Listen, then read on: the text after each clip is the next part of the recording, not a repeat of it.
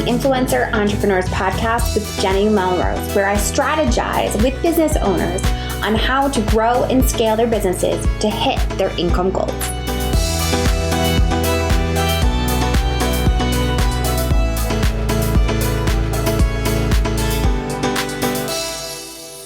This is episode 335 of the Influencer Entrepreneurs Podcast with Jenny Melrose. Today, we're going to be talking about how to sell without feeling gross with Melanie Childers. Now, you're going to hear me kind of stop in the middle of this episode and really make sure that you are able to redirect your brains around the idea that you don't have to be selling if you only have like a personal service. We definitely talk about like one-on-one, what a discovery call can kind of sound like, but we also are giving you specifics on how you can pitch yourself to sponsors. What this looks like if you are potentially trying to sell affiliate links as part of what you do. So I don't want you to think that this is only meant for those that have their own personal product or service. This definitely is meant for them and is going to benefit from it. But if you are still doing sponsorships and affiliates, this is going to be a conversation that you're going to want to listen to. We really talk about questions that you can ask that brand to continue to pull them in and walk you along of how that relationship can benefit both of you. So if you haven't already left a rating and review on your favorite podcasting app, I would so appreciate it if you took the time to do so. You can also grab my pitch guide, which is going to help you along the way. All right, you guys, let's dive in. Hi, Melanie. Welcome to the podcast. Hi, Jenny. Thank you so much for having me. I'm so thrilled to be here. Of course. I'm so excited to have you. I was connected through you. I think we were in a summit together or a bundle through Faith Mariah. And I was like, I loved your aura and the way that you talked about selling, because I know that it makes a lot of people feel gross. So before we actually kind of jump into that topic, can you just introduce yourself and your business to my audience for those that don't know you? Sure, of course. I am Melanie Childers. I am a business coach for feminist entrepreneurs, and I teach marketing and selling and copy and being a confident CEO. I call it the bad bitch CEO. So the confident bad bitch rock star CEO that you were born to be. And yeah, we just have so much fun building businesses without hustle and anxiety and, really creating businesses that we love that also change the world for the better. Love it. Excellent. So let's talk about this whole idea of selling. What is consensual selling? Because I love that term that you use. I've noticed the copy on your website where you talked a little bit about that. So what is consensual selling? Well, first, I think it's really important to talk about like why selling feels gross, because so many, women and those socialized as women entrepreneurs tend to shy away from selling. And it's because we've been taught to sell by, frankly, toxic white dude bros who've created the whole paradigm of like, this is how you sell. Right. And it always includes manipulation, pushing on pain points, lying, convincing, like talking people into something. And so I think when we as entrepreneurs go into the selling phase, and you can't have a business without selling. You just can't.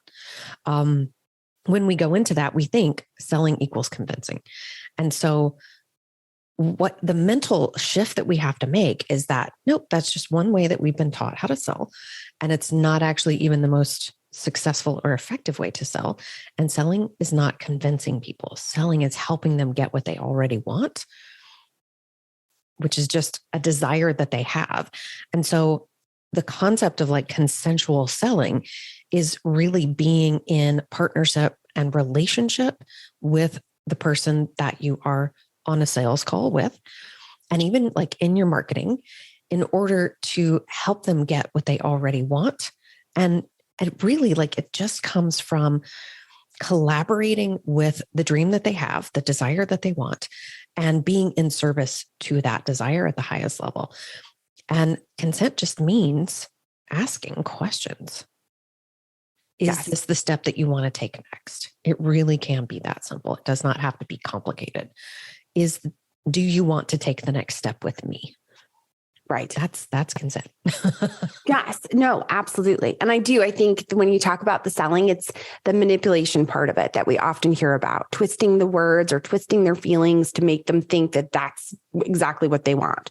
But when we're talking about it here, you focus more on the problem, helping them walk them through that journey. And I love that because I think that's what our content is normally based upon, the content that we're putting out there. So why not keep it that way on a sales call?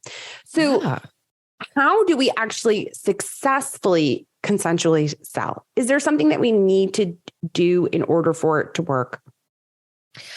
Well, I think just coming at it from the selling is helping mindset is really helpful. And thinking through like, okay, if we've created a relationship through engaging online or through the marketing, like selling is just taking that relationship to the next step. And if you think about it like a relationship, like I want to take that next step with you. Do you want to take that next step with me? Right? Like it simply is an asking of like, are you in? Do you want this as well? And then respecting the yes or the no. Like if it's a no, Right. back off or ask questions. Like, is it okay? Is it really like a hell no? I do not want this. Or is it a no coming from a place of fear or a place of I don't have the money or a place of I'm not sure I'll do the work. And then you can start to investigate what's under the no, but you have to ask first, like, is this a no?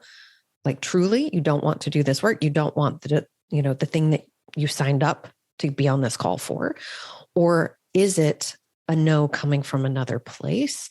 And do you want to investigate that with me? I think asking that question is so important because I think so many people like get to the no and they either stop or they get to the no and then they start to accidentally, unconsciously convince. And it's like, we can just pause there and ask the question, like, is this truly a no because you don't want that anymore? Or is this a no because there's something else happening? And do you want to investigate that with me? Right. That is to me the key that unlocks like people allowing you in to investigate with them and to be really, really curious about their deepest desires. And then they can start to figure out how do I problem solve? How do I get resourceful to get the thing that I said that I wanted? Yes. Because to get them to that point, they had to be attracted to something to find you, right? And there's only so much that we can offer through a blog post or through an Instagram reel or however it is that we've attracted them to us. There's only so much that we can offer so that the next step of a paid product or a paid service is going to be that higher level. Let me hold your hand a bit more to help you, show you down the path of where you're trying to go to get that problem solved. And I think that's often the piece that gets missed is that we think, well, we put out content all the time. We're so used to just putting it out there for free. How do I get them to the next step? And the next step is really just more of you going deeper with them to make sure that that problem is completely solved for them or helping them along the way to get it completely solved. Yeah. Yeah. And knowing like they want my help and I'm going to ask at every step really helps like calm down the stress and anxiety of like the quote unquote, now I have to sell. It's like, no, they want to take the next step and I'm going to help them. And I'm going to ask, do you still want to take this next step? Do you want to talk about what's under the no? Do you want to figure out how you could afford this? Or do you want to figure out how you'll find the time to do this program? Do you want to figure out the path to the next steps? I'm here with you.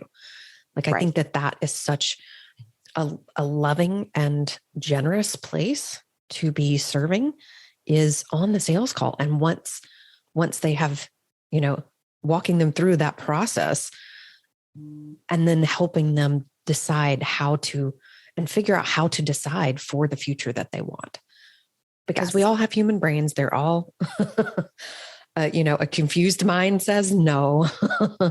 a mind that hasn't quite figured out how to get to the next place will say no, right? Like a mind that's in probability of looking at the past is more likely to say no versus a mind that's looking at possibility. And our job as entrepreneurs is to help them see what's possible for them and help them decide, do I truly want that? And what am I willing to do to get there for myself? Yes. So one of the things I want to make sure that I bring up, because a lot of my audience are bloggers that may not have their own service as of yet, or even product at this point. And what I want my listeners to really think about is how can I apply what we're talking about here as far as that consensual selling to brand sponsorships? How could you, when you are trying to pitch brands to do a sponsorship with you, you are selling yourself. You are trying to find the problem that that brand is trying to solve. And that is what you are consensually selling with them. So everything that we're talking about here, I know some of you are listening and going, but I don't have a product. I don't have a service. I want you to think about how can you apply this even to affiliate relationships that you are trying to send people to different links or different products that way. So really take these kind of questions, because now I want to go a little bit deeper with this, Melanie. Are there questions that we can actually ask to make sure that who you are speaking to is on board with your program or proposal? Yeah. I mean, to me, it's simple questions like, how will this help your audience? And then show them. Don't just tell them, show them. This is how. Right. It can be as simple as, what is in it for the affiliate? What's in it for the sponsor? Yes, the brand. Yes. Yeah. What's in it for the brand? And how can you help them? Because listen, every single human's number one thought is what's in it for me. Yes. Whether they're a company or an affiliate or whatever, what's in it for me? So show them what's in it for them. And then think through what's the benefit of taking this relationship to the next level? And how do I want to express that? Because there aren't any, here's the thing, y'all are bloggers. There's not any perfect words in order to create consent, quote unquote. They're not perfect words. There's the words that you have that feel and are coming from a loving, generous place. And so that might sound like, for me, it might sound like, hey, I love what you do. And I know my people are going to love XYZ product. Would you be interested in taking this relationship a little bit deeper, a little bit further, or exploring how we might work together? Right? Like, you're just asking a question. They always have the agency, their own decisiveness to say yes or no. Right. Yes. So good. So what is the best way to handle objections? Ooh, I love this question. Let's get more specific to your audience. How does your audience think about objections? I think it'll depend upon if it's a sponsorship that they're trying to work with a brand will come back and say, oh, we don't have the money right now for that campaign, or that's out of our budget. And then for those that obviously offer services or products, it's going to be, I can't afford it right now, or that's, the timing, I'm just so busy right now in order to put in the energy to do your program or service. Oh, so interesting. So I think, to me, if it were me and a sponsor came back to me and I deeply believed, because I think that this is a key piece, you must deeply believe that your blog, your services, your products can help the person on the other side or the brand on the other side. And so if it's, we don't have the budget this year, it might be, well, let me help you understand how important this partnership could be for you. Coming back to what's in it for them. Because here's the thing, we find the money for the things that we value and the things that we think are important and will help us. And so yes, I would go even deeper and say, do you want to discuss the importance of this? Or let me share with you the importance of this, because you already have a relationship with them. Mm-hmm. And if it's still a no, okay, great. Well, let's figure out when it might be a yes. Yes. When will you have the budget? Right. When will you make your next budgeting decisions? Would you like to discuss that piece? Right. Yes. And I think that that's the piece that a lot of people get pushed off by, is when they get that objection, they think it's a no forever. When in reality, it's just a no for right now. So asking that next question, when will you be looking at your budget for Q1, Q2, Q3, Q4, whatever you're going into, or kind of getting that idea so that you can. And I love the question that you said, that as far as really being able to explain what it is that you bring to the table. Because I think that piece we often gets missed when they can tell you what their goals are, what they're trying to get out of the campaign. So if it's actual clicks to a website, or whether they are trying to build brand awareness, what sets you apart that can make sure that you can do those things? If you have an email list, do you get a lot of leads because you're already ranking for the product or services they offer, or content that would easily fall into that product or service that they offer? I just love that you said that, really being able to set yourself apart. 100%. And again, like, people and companies invest in what they think is important. So the more and more that you can explain why what you're doing is important and show the importance of it. So that might look like your reach, your click rates, your rankings, stuff like that. And think about, I love that, like, what makes me different, what sets me apart, or what sets my audience apart that you might be missing. Yes. Like, you might be missing this whole market of people over here.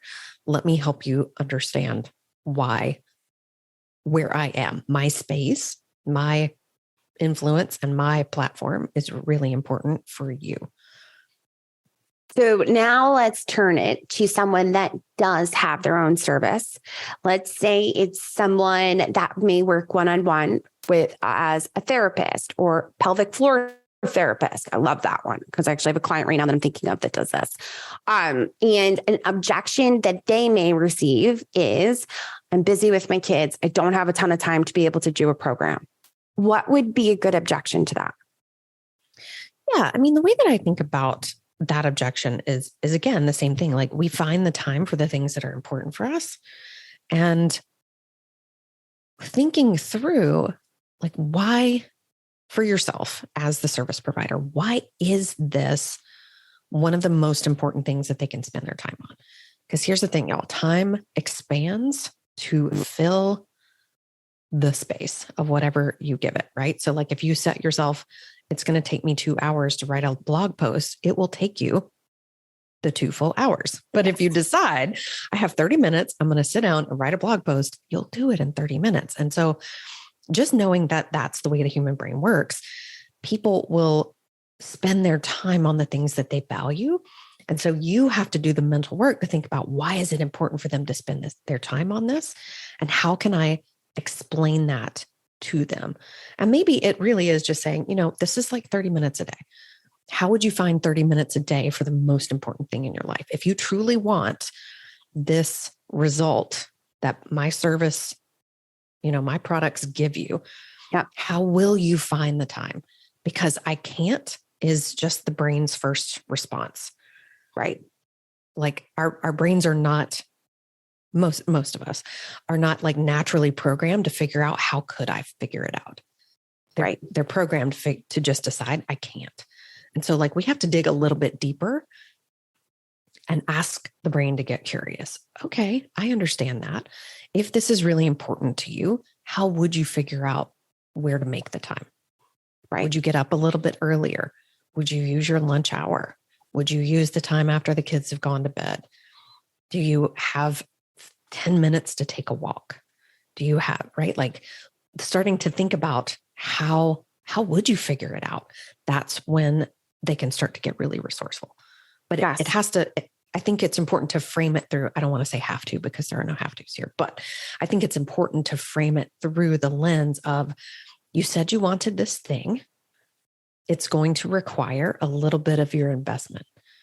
And that means some time, some money. How do you want to figure it out so that you can get this thing that you said that you wanted? Right. And I think too, bringing it back to that transformation that they ultimately could have.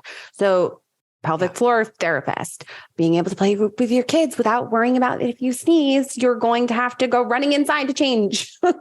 Or if it's a therapist, having a good relationship with your significant other your kids, or if you're dealing with anxiety, it's that transformation piece that you have to continually, I think, bring up, because that is why they were initially drawn to you, because they see that there's a problem. But if we start talking simply about assets and this is what you get and this is what you get, that's not what they're there for. They're there ultimately to make their life better. So you have 100%. To know how you're going to be doing that in order to bring that to them. Yeah. And I think what's so important, especially with the time piece, is for you to investigate as the service provider, like what else are they spending their time on that they don't want to be spending their time on? So if it's like the pelvic floor thing, how much time are you spending worrying that you're going to pee your pants when you sneeze or when you laugh? How much time does it actually take you to go clean up the mess and change your clothes? And how many times are you doing that a day or a week? Right? Right. Like, what if you could be investing that time into figuring out how to solve this problem forever? Yes. And the things that you're missing out on, because there's probably things that they're not doing, not running that marathon that they may have thought they were going to run, or chasing after their kids even. So yes, I love that. So good. So what would you say is the biggest mistake made when selling? I think one of the things that I see the biggest mistakes is not making the offer and not offering your services. Like, I think people just don't sell as much as they think as they should be. And so if this is you, right? Like, oh, but I make an offer once a week. Triple that. And then triple that again. Okay. So you're saying to make it that offer more, not necessarily on the call, like if you get on a call for a discovery call or something like that, but actually putting it out there, letting it be known that you offer this service, this product. Yes. Love it. Yes. Because I used to do this. I would be like, yes, but I told people about my services this week. Okay. Well, how many times? Once. It took me 2 hours to put that post together. And it only took me 2 hours because I was so scared. Right. And I was so freaking out and spinning out and like wanting to vomit. And it's like, okay, but we need to do this every day. And the more you do it, the less time it will take. And the more you do it, the more people will know you in your industry for exactly what you do. And the more practice you will get making the offer, marketing, selling, and the more sales you will make. So you're going to want to feel like you need to vomit. It's okay. Be nice to yourself and do it anyway. Right. Yes. I love that. Because I think that's one of the pushbacks I get from clients when they do like a flash sale on something, or if they try to do a launch. Then I'll say, okay, you put it out there. You did a Black Friday special. What did that look like? How many emails did we send? How many, Instagram posts did we put out? And they're like, well, I did one Instagram story and I did one email. I'm like, that's not a sales. That's not sales.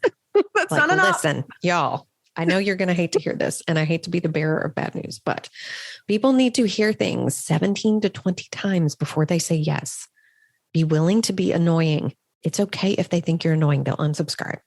Unsubscribers is not the end. It's not a failure. It just means they were never going to buy, and that's okay. Yes. Get rid of them. Yes. Let them go with love. Yes. And sell to the people who want it. Your audience is full of them. Make offers to them. They need to see it so much that when the words come up that identify you and your brand, they know it's you. You have to become known. And becoming known means you have to be visible and you have to be willing to be annoying.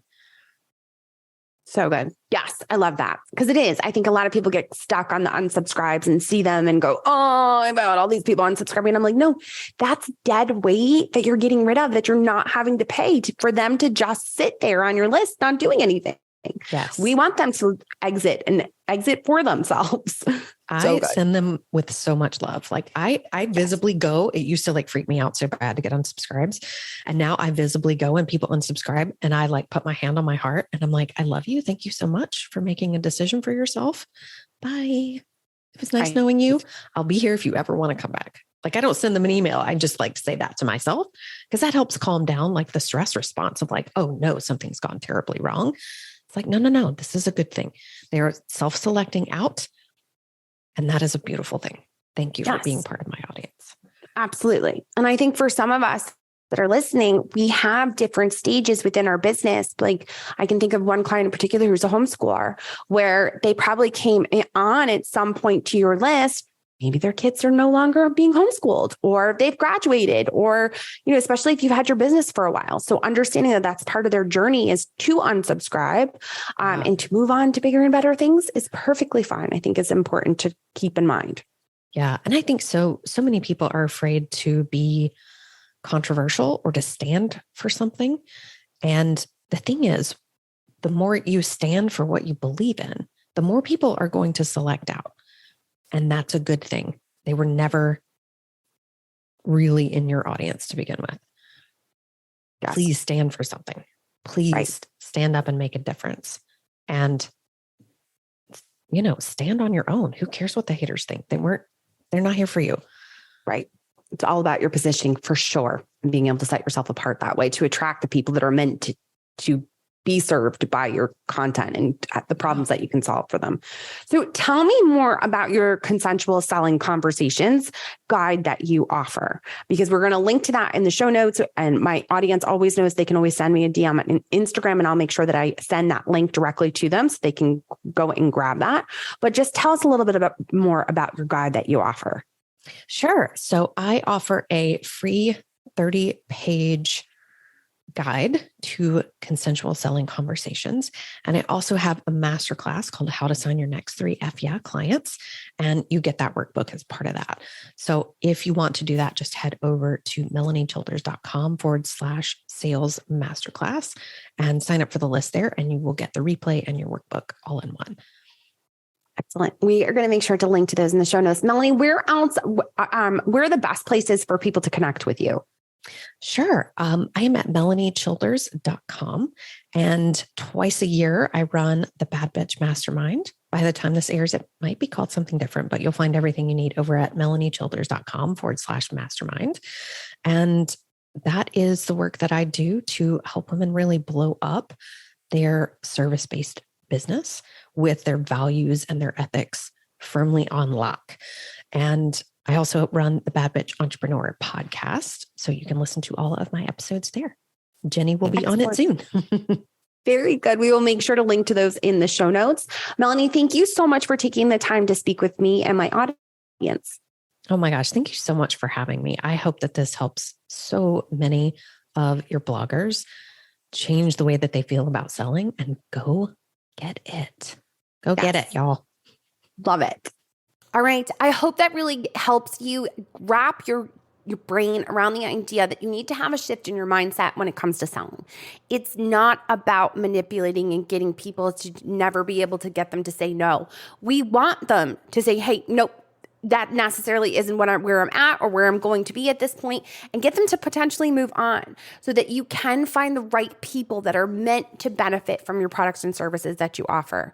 As always, I appreciate you guys so much. Make sure that if you haven't already jumped into the free course that I offer, that is the 3 secrets that brands are not telling you about sponsorships, that you make sure that you hop over and join that. That is a free workshop that I take you through and really show you the behind the scenes of what you're not being told about that. All right, you guys, until next time, I will see you all then.